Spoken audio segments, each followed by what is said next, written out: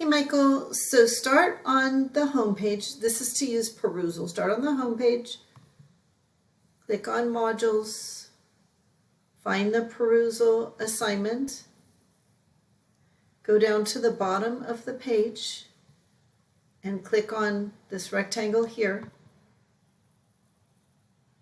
And then you will see the assignments stacked up. We're in this assignment here now, the unseen, well, this was the one that was due this week.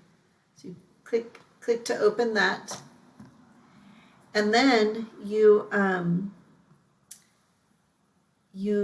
annotate. And to annotate, you see how my cursor is identifying these highlights, a bunch of different highlights.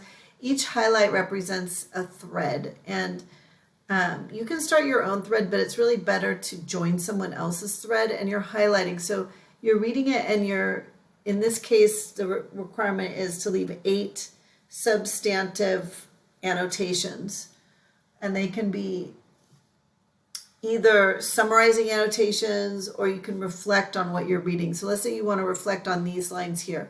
Just click and enter your annotation here, your ideas here. I'll just write, this is a test, and you enter,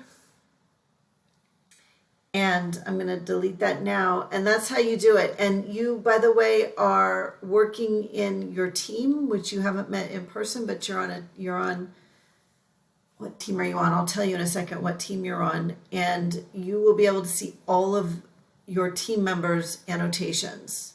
So you can respond to their annotations as well. So let's go over here and see what team you're on. You are on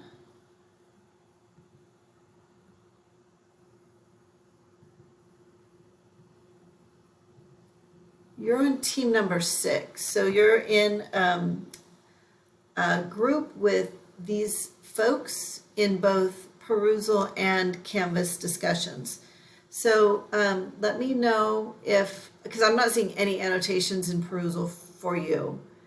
So let me know if that gets you going.